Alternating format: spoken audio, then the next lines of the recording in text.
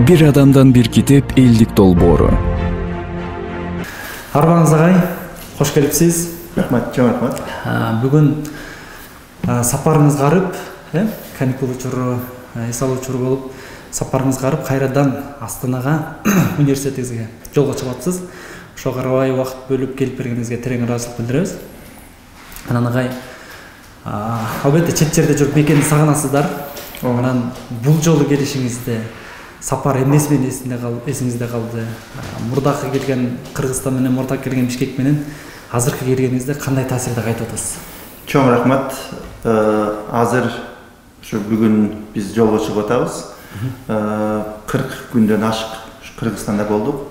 Бирок биз бул келгенибиздин өзгөчөлүгү 1 жыл бою кел албай жүрдүк. Жана пандемия учурунда жол жабык болуп, Кыргызстанга качан барабыз деп алыстан ошол жанагы коркунучтуу, өтө өкүнүчтүү кабарлар болсо өкүнүп, Кыргызстандагы ушул чоң улуу жакшынакай азаматтарыбыздан айрылганда кошо мындай өзүбүз дагы аябай кайгырып сыртта жүрдүк. Качан Кыргызстанга барабыз деп аракет кылып жүрүп, акыры жол ачылып, биздин кышкы каникулга декабрдын 20-сында келгенде, анан келгенде биринчи кезекте биз үй бүлөм менен кошо келдим да, биз ошол жанагы биздин тааныштарыбыз, туугандарыбыз, же болбосо ушу Кыргыздын мыкты азаматтары ушу көз өткөндөргө ушу Куран түшүрүү, бата кылуу, ошону бүтүрдүк биринчиден. Себеби бул парыз, ушу батыбыз ушу адамдын мойнунда барып туруп ошо эме кылып көңүл айтуу, Куран түшүрүү. Экинчиден урук туугандар менен, жора жолдош достор менен жолугуп, сагынычты жазып дегендей, мындай алар менен жолукканда өзүнчө энергия алдым. Анан үчүнчүдөн мындай жылда келген сайын мен келгенимди билип калып, жанагы билим берүү тармагындагы коллегалар, студенттер, жаштар чакырып турат. Агай, сиз дагы айта турган сөзүңүз болсо керек деп. Мен сүйүнгөн бойдон келем, себеби билим берүү тармагындагы ушу салым, инвестиция деген ушул эң туура деп эсептейм. Ошол убактымды аябай алар менен жолугууга аракет кылам. Чоң рахмат. Агай, кептин кезегин алысыраак таштасак, кененирээк. Сиздин бала чагыңыз агай, жаңылбасам Кара Суу районунда, ошто Кара Суу районунда 30 айылында чоңой болсуз. Анан бир аз көз чаптырдым. Ошол 30 айылда чоңоюп, балким айылда мал багып, айыл жумуштарын жасап, бир кездеги дарыз коон өстүрүп, шатыра шатман, айылда чуркап жүргөн жигит, ошол 30 айылдан баштап алыскы Канадага, Торонтого, Пакистанга, кийин Европаларды кыдырып, ошол сиздин деги эле ошол айылдан жүрүп, кадимки балдардын арасында айылда чоңоюп жүрүп агай ошол балким Канадага кеткенче, же болбосо галамга кеткен жолуңуздун башталышы себеби эмнеде, тереңинде эмне бар агай? Бул мен негизинен айтып өтөм. Айылдан жүрүп, ушу мага окшогон ушу жаштарга дагы бир аз колдон келсе мындай кеп кеңешинди айтып, аларга эч кандай тоскоолдук болбосун, шылтоо болбосун, алардын эч кандай башка жаштардан кемчилиги жок дүйнөдөгү. Аракет кылыш керек, үмүт кылыш керек, максатты коюш керек. Ушуну айтып өтөт элем. Мен өзүм болсо мектепте жакшы окуганмын, бирок биздеги талай иштери, огороддогу баардык жумуштар менен айкалыштырып, чогуу иштешке, чогуу окуганга туура келди. Бирок эле ошол учурда балким анда пайдасы тийди, жанагы өзүбүз дагы талаага чыгып иштегенибиз. Ошол эле себеби билим алып атканда бир аз болсо дагы ошону айкалыштырып, байланыштырып үйрөнгөнүм. Анан кийинчерээк жогорку окуу жайга окуганда дагы мен 87-жылы мектепти бүтүрүп, жогорку окуу жайга тапшырганда, ал учурдагы жанагы орус тил филология факультети абдан абройлуу эле, азыр деле абройлуу, бирок ошол учурда эң күчтүү факультеттердин бири эле. Тарых факультети өтө күчтүү эле, себеби партияга жумушка киргизүүгө мүмкүнчүлүк бар эле да. Карап көрсөм, мен жанагы документ тапшырганы келип карап көрсөм, ал жака мен мүмкүнчүлүгүм аздай болуп көрүндү дагы. Карасам жалаң эле мындай күчтүү балдар тургандай. Ошондо мен чет тилдер факультетин тапшырып алганмын. Ал учурда чет тилдер факультети анчалык абройлуу эмес болчу. Себеби Кыргызстан эгемен эмес, Союздун алкагында болгондуктан бизге ал учурда чет өлкөгө чыгуу мүмкүнчүлүгү аз болчу да. Анан 86-жылы тапшырганмын. 87-жылы армияга кетип, кайра келгенде 89 болуп, жанагы перестройка, кайра курулуу болуп, Горбачев келип убагында заман өзгөрдү да. Анан бара-бара 91-жылдан кийин Кыргызстан эгемендикти алып туруп, ошол чет тилди билген жаштарга аябай жакшы мүмкүнчүлүк ачылды. Алар эгер тилди жакшы өздөштүргөн болсо, башка мамлекеттерге барып билим алып келүүгө, же болбосо өтө жакшы жумуштарга орношууга мүмкүнчүлүктөр башталып, ар кандай дипломаттар, теологиялык корпустар келди. Ошол мен окуганыма, менимче менден өтө кыйын, жакшы билген, зээндүү балдар болчу, бирок алардын чет тилди, өзгөчө англис тилди билбегени аларга кандай тоскоолдук болуп калды. Ошон үчүн мен жаштарга айтып өтөрүм. Албетте биз кыргыз улуту, кыргызстандык болгондуктан кыргыз тилин, мамлекеттик тилибизди сөзсүз билишибиз керек, даңазалашыбыз керек, өсүшүнө салым кошубуз керек. Бирок ошол эле учурда азыркы дүйнөнүн тили болгон эң күчтүү тилдерди жакшы өздөштүрүп койсок, демек өзүбүзгө пайда. Себеби англис тили билсек, азыр биз англис тил бул Англиянын тили эмес, Американын тили эмес, азыр дүйнөлүк өнүгүүнүн тили, илимдин, технологиянын тили болуп калды да. Ошондуктан жаштарга аябай айтат элем, кандай кесиптин ээси болсоңуз дагы чет тилди үйрөнгөн болсоңуз, демек сиздер үчүн чоң дарбаза ачылат. Чоң рахмат. Анан учурда мен сиздин немеңизди окуп атып, мурдагы бир маегиңизди окуп атып эстеп кеттим. Өзүм да алыс Акталадан, Акталанын эң алыска Коштоо деген айыл бар.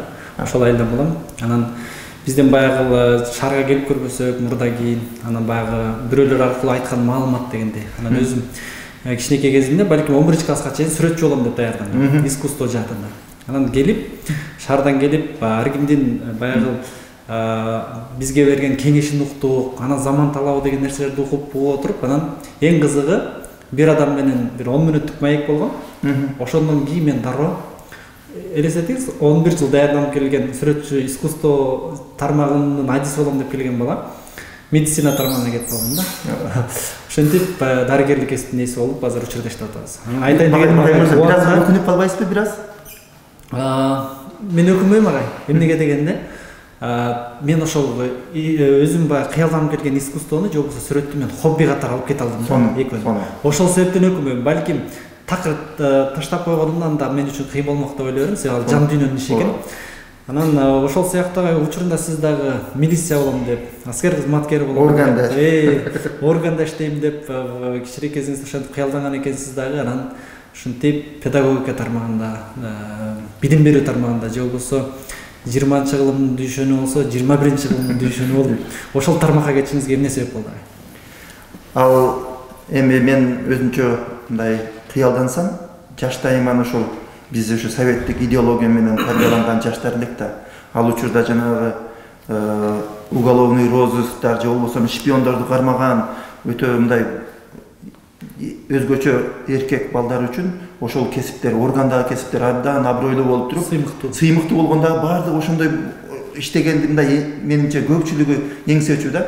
Балким мен дагы ошондой эле болгонмун. Анан үйдөгүлөр дагы дүйшөнү уулубуз бул аябай чынчыл, бул болсо сот болот, мындай адилеттүү сот болот деп туруп, мындай менин кичинекейимден ушу эме кылып койгон окшойт, өзүнчө мындай даярдап койгон окшойт дейм да.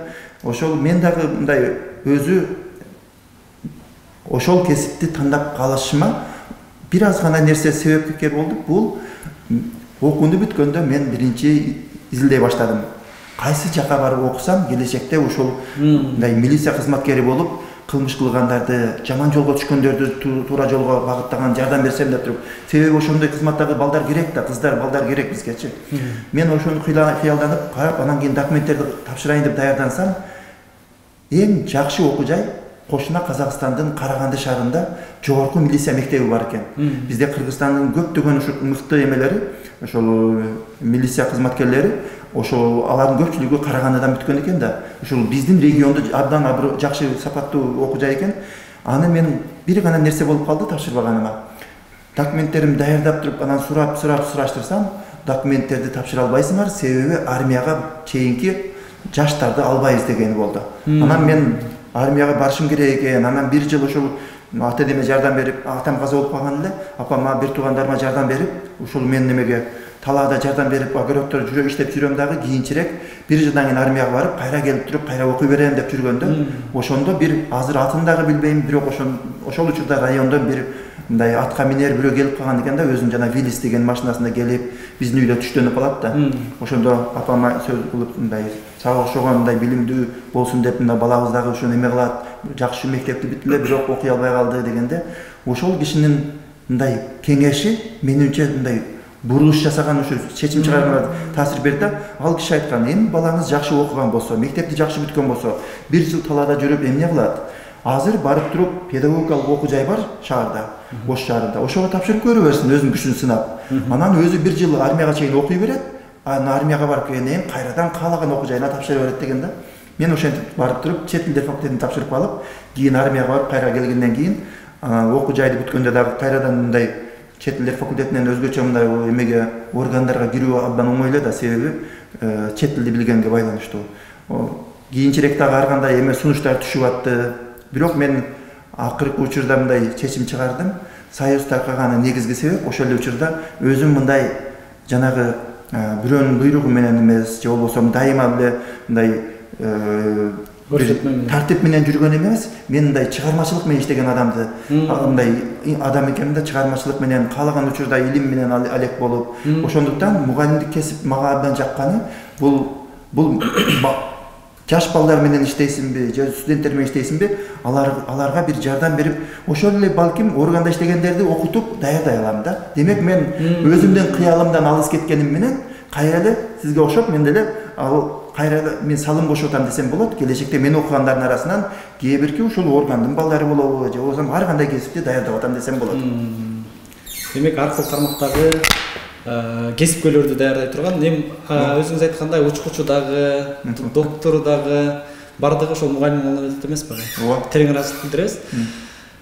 Кийинки сурагы, биз бир адамдан бир китеп деп элибизде китеп окуса экен, өзүбүз окуса экен, андан кийин элибиз окуса экен деп. Себеби адамдын негизги эле өлкөнүн өзгөрүүсүндө же адамдын жеке өнүгүүсүндө китептин же болбосо билимдин орду абдан чоң экен. Ошону билип, анан эң алгач аң сезимди көтөрүүдөн баштайлы деп атабыз.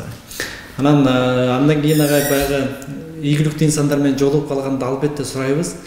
Биз да жаштар сиздерди карап, түздөнүп, биз да ошондой бир мыкты инсан болуубуз керек деп, жана жеке жашоосуна кызыгабыз да. Сиздин жашооңузда же болбосо күнүмдүк бир убакытты бөлүштүрүүдө китеп окууга канча убакыт бөлөсүз агай? Анан балким бир күндүк убакытты пайдалануу боюнча өзүңүздүн жеке тажрыйбаңызды айта кетсеңиз. Мен мынау бир гана нерсеге өкүнүп калам. Акыркы учурда китептерди көп окуйм, бирок китептерди окуган китептерим мен көбүнчө адистигиме байланыштуу да. Өзүмчө жанагы рахаттанып, адабий китептерге бир аз убактым жетпей калып атат. Бирок ошентсе дагы жылына ар кандай адабий китеп, же болбосо тарыхый китептерди окуганга аракет кылам. Бирок көбүнчө азыркыга окшоп каникулга чыкканда, алыс жолго баратканда ошо китепти өзүм менен коша алып алам да. Бирок азыр Казакстанга баргандан кийин ал учурда мен өзүмдүн билим берүү тармагында, илимий изилдөө тармагында көптөгөн китептерди, макалаларды окуш керек. Аларды эмне үчүн окуш керек? Себеби дайыма өзүмдүн билимимдин үстүнөн иштеп жаңылап турбасам, студенттериме кайра эле эски билимди бере бересиң да. Ошон үчүн жаңылыктар менен дайым даярданып алып урушуп турабыз да. Жылына билбедим, ошол айтсам окуткан сабак боюнча бир 5-10 китепти окуп, же болбосо макалаларды окуп, жаңылап мындай бир курс болсо дагы кийинки жылы ошол курска жаңылык киргизгенге аракет кылам.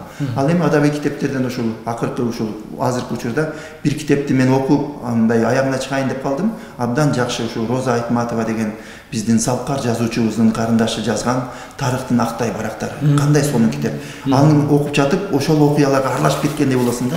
Ушундай өзүмчө дагы ушул бул менин баягы кесибиме байланыштуу эмес, өзүңдүн ар тараптан өнүгүп, деги эле адам катары, атул катары эмнелерди билип жүрүшүбүз керек, кандай жыйынтык чыгарышыбыз керек, жана келечекте эмнени кайталабаш керек, эмне жасаш керек, ушул жөнүндө өзүмө бир аз болсо дагы жыйынтык чыгарганга аракет кылам да. Тарыхтан сабак алууга, Ооба, албетте. Жакшы. Анан жалпы эле мекенибизде жаштар дейбизби, жалпы эли журт, саясаттагы адамдар, өзгөчө анан чет өлкөдөгү мекендештер, мигранттар дейбиз, билим алып жүргөндөр дейбиз, баардыгыбыздын азыркы ойлонгонубуз эле Кыргызстандан өнүгүүсү. Кыргызстан канткенде өнүгөт деп анан бир чети изденүүнүн үстүндө болуп аткандайбыз. Бул жакшы нерсе, бирок кайсы бир багытты толук таба элек болушубуз да мүмкүн. Балким өнүгүү жолунда кетип бараткан болушубуз мүмкүн.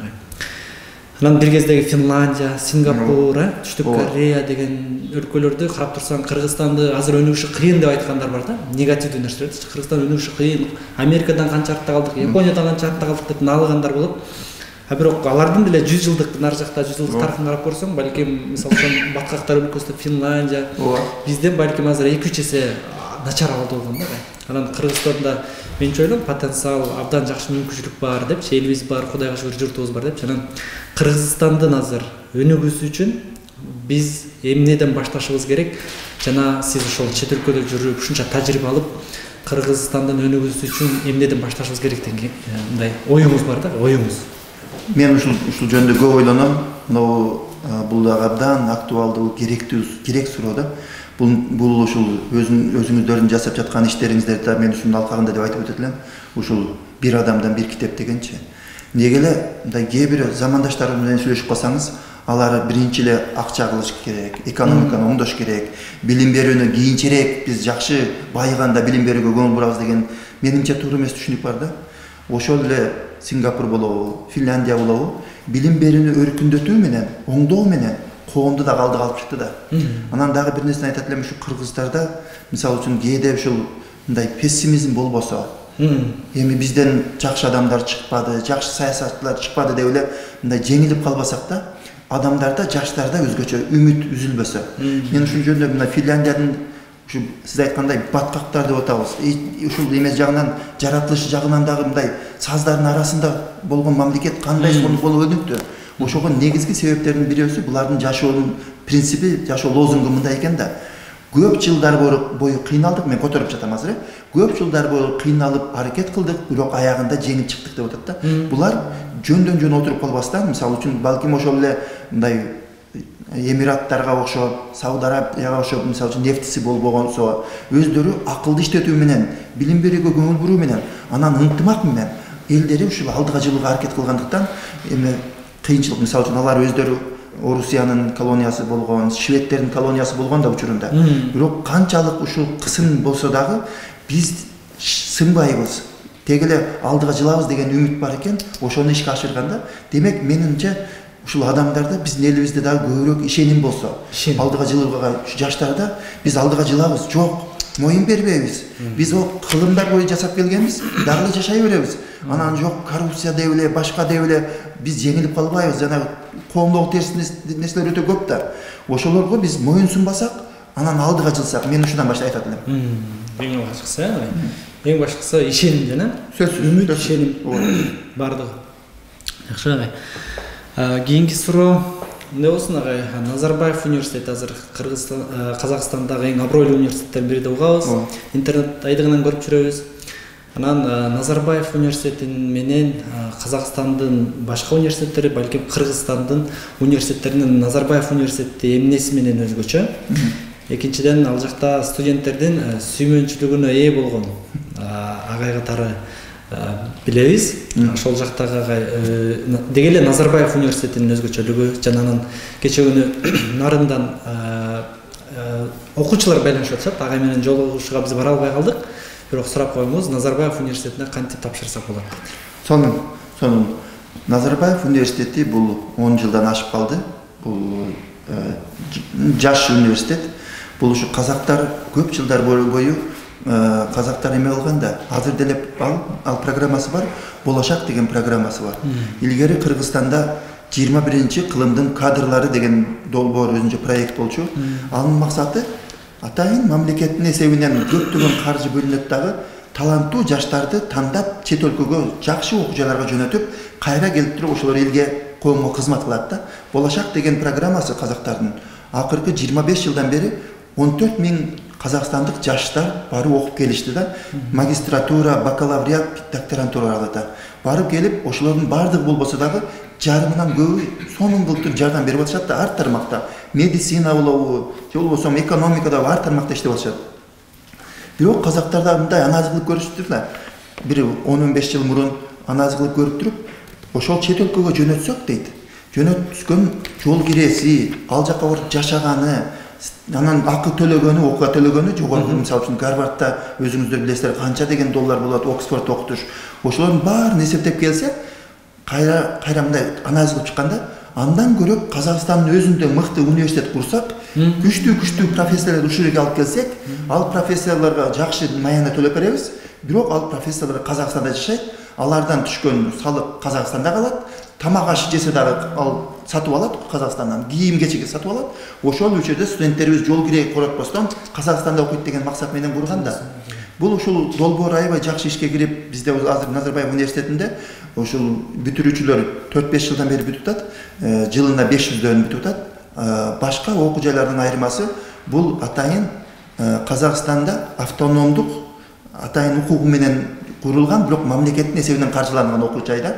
Мамлекеттин каржылауынан аябай мындай көптөгөн акча бөлүнөт, бирок ошол учурда эмне үчүн бөлүнөт? Бул университет үлгү болуш керек башка окуу жайларга. Ошол учурда бул окуу жай өзүнүн тажрыйбасын башка Казакстандагы окуу жайларга жайылтышка милдеттендирилген да. Мисалы үчүн башка окуу жайлар Карагандаданбы, Алматыданбы келсе, кана бизге окуу программаңыздар кандай болот, же болбосо изилдөөнү кандай жүргүзөсүздөр десе, ошол биздин окуу жайдагы адистер башкалар менен бөлүшүүгө милдеттүү да.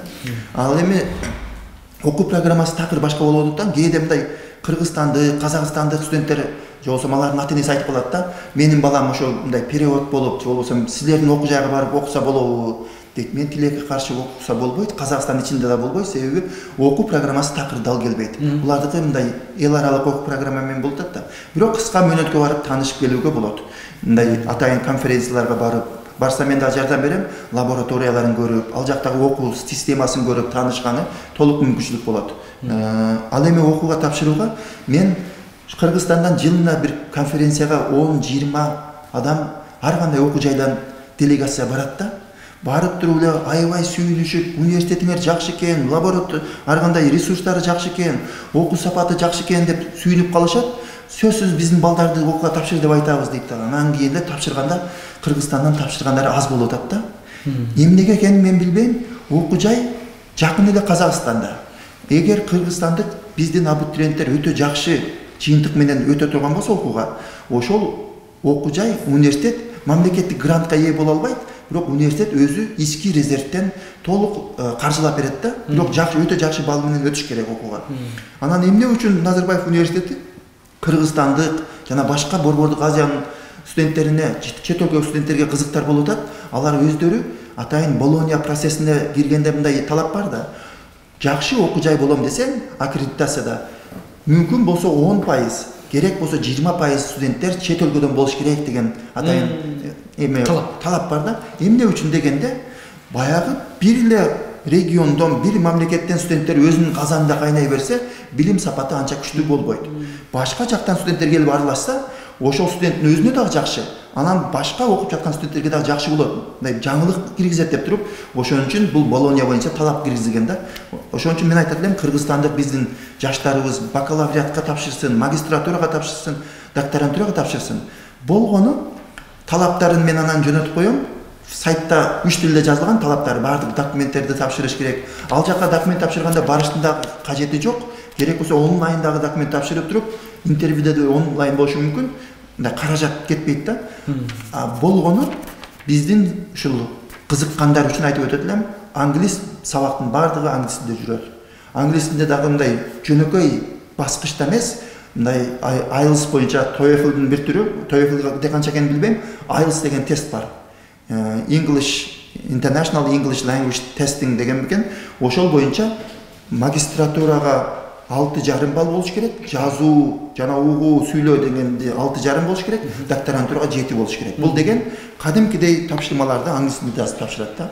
Эмне үчүн дегенде, баягы мен башында айткандай, профессорлордун 85% бул алыскы чет өлкөдөн.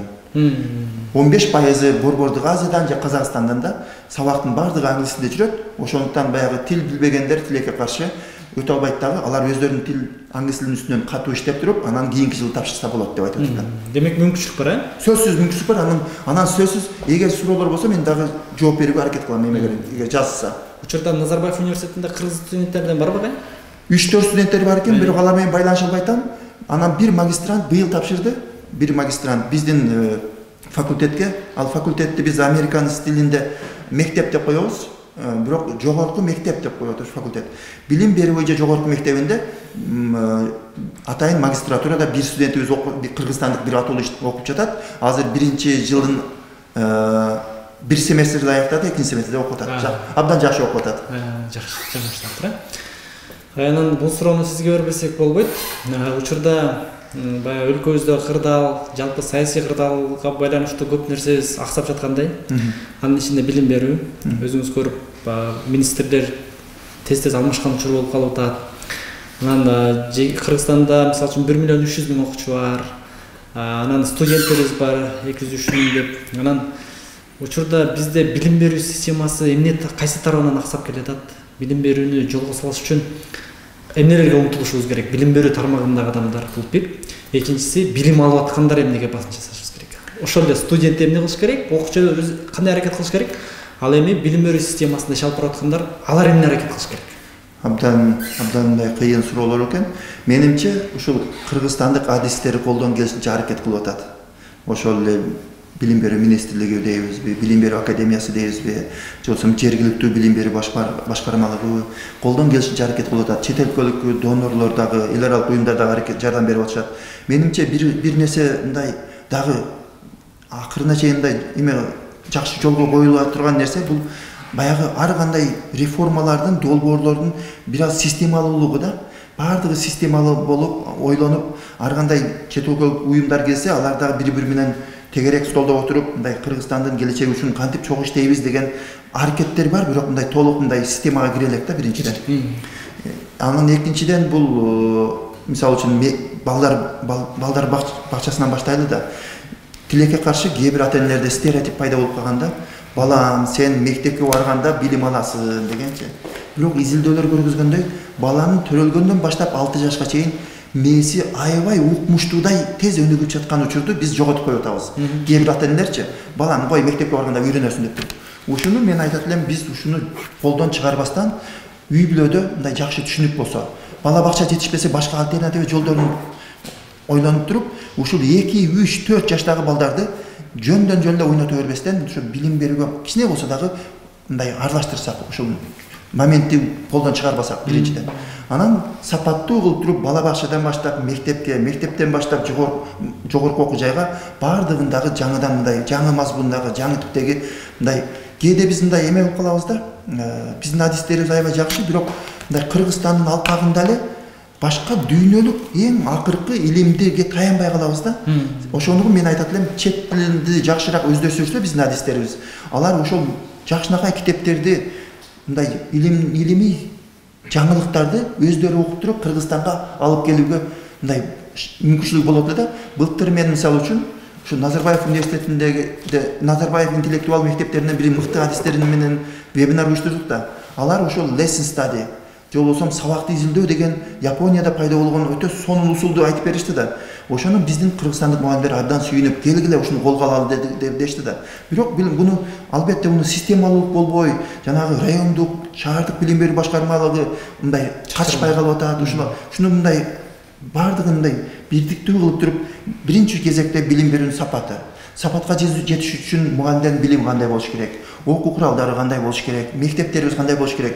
Албетте имараттар керек, заңгыраган. Бирок ошол эле учурда имаратты иштете турган, билим сапатын камсыз кыла турган бул мугалим да. Мугалимге көбүрөөк биз мындай инвестиция кылып туруп, ошо мугалимдердин дагы билимин жакшыраак заманбап кылып өзгөртүшүбүз керек. Деги айта берсе көп. Ал эми мындай окуучулар, студенттер эмне кылыш керек дегенде мен айтат элем, мен Кыргызстанда кыргызстандык кээ бир биздин жаштарды чет өлкөдө көрөм. Окуп жүрүшөт. Аларды көрүп эмнеге сүйүнөм? Алар мен эгер балким мени көрүп угуп жаткандар мындай иренжибесин, алар системанын негизинде чет өлкөгө эмес, орустар айтмакчы вопреки деп коет. Ар кандай кыйынчылыктар карабастан жарып чыкты да. Ошого аларда иммунитет пайда болду. Чет өлкөгө барганда аларды эч ким токтото албай калат да. Ошунчалык зирек балдарды, кыздарды көрөм, сүйүнөм. Демек алар эч ким жардам бербесе да өздөрү аракет кылып туруп ушунчалык жарып чыкты да. Ошондой бар. Эми булар санда аз чыгып атат. Бирок келечекте биздин билим берүү системабыздан окуп чыккан балдар жаңылыктарга жакын болсо, жаратууга, бир нерсени жаратууга, мисалы ошол эле вакцинаны эмне үчүн кыргыздын жаштары ойлоп таппайт, жанагы ооруга. Азыр бир соңку суроо болсун. Убакыттын тардыгы чындап эле абдан чоң маек кылат элек, буюрса алдыда кийинки жолугушуубузга себеп болсун. Макул. Анан соңку суроо деги эле мисалы үчүн көп окумуштуулар айтып келген, адамзаты тез жаралгандан баштап ушул күнгө чейин адам өзү изденет экен, жашоонун максаты кайсы депчи. Анан ар бир адамдын өзүнүн божомолу, өзүнүн аракети, өзүнүн миссиясы болгон агай. Жеке сиз үчүн баягы бир мисалы үчүн коом үчүн жакшы жаран болушуң керек, балдар үчүн жакшы ата эне болушуң керек, бирок адам катары ушул дүйнөгө жаралганда эң чоң миссияңыз жашоодо, жашоонун маңызы сиз үчүн эмне? Менин бир пандемияда каза болуп калган бир жакын досторум бирөөсү айткан да, мындай жашаганда колдон келсе бир из калтыр. Бирөөлөргө бир зыяның тийбесин, эч болбосо. Колдон келсе пайдаң тийсин.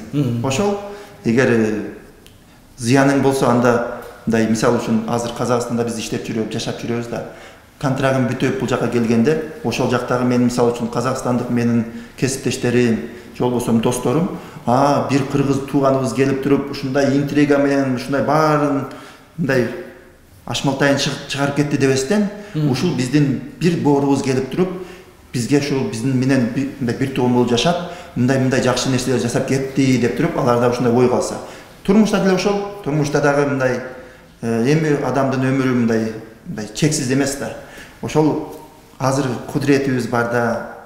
Колдон келген бирөөгө, колдон мүмкүнчүлүгүбүз болсо, бирөөгө кичине болсо дагы жардам тийсе, эч болбосо кеңешибиз менен. Себеби азыркы өзүңүз билгендей, балдарыбыз ушунчалык кыйын балдар бар, бирок аларга туура багыт азыраак болуп калат да. Ошол учурдан башка ар кандай аферисттер десек катуу тийбесин, башка адамдар башка жака буруп кеткендер болот да. Ошого эми биз мындай колдон келсе кичине, кое тур, ал дагы альтернатива, башка жол дагы бар. Мына жолдагы карап көргүлө, өзүңөр тандагыла деп туруп балдарга биз альтернативаны айта билсек да. Чоң рахмат. Алдыдагы бирсе жолго чыгып атасыз. Маек абдан жакшы болду. Жолуңуз шыдыр болсун. Аман эсен жүрүңүздөр чет жерде. Рахмат. Анан албетте ал жактын билим берүүсүнө салым кошуп, ошол эле тажрыйбаны, ошол эле дүйнөлүк тажрыйбаны, ошол эле коңшу өлкөнүн тажрыйбасын алып келип биз жака жайылтып атканыңызга, кыргыз деп күлүп атканыңызга, ошол жерде жалгыз мугалим, окутуучу, профессор болуп дагы тайманбай иштеп атканыңызга терең ыраазычылык билдиребиз агай. Анан алдыда биз кеп кылган, биз кыялданган Кыргызстан, өнүккөн Кыргызстан алыс эмес агай. Ошону бирге куралы, бар болуңуз, жараткан бардык жакшылыктарын берсин. Сиздерге да ийгилик, чоң рахмат. Абдан сонун жумуштарды аткарып, Кыргызстандын келечеги үчүн мындай кайдыгер эмес болуп туруп, бир сонун нерсени аткарып атасыздар. Ишиңиздерге ийгилик, келечекте дагы чоң мындай пайдалуу долбоорлорду аткара бериңиздер. Чоң рахмат агай. Бар болуңуз. Чоң рахмат.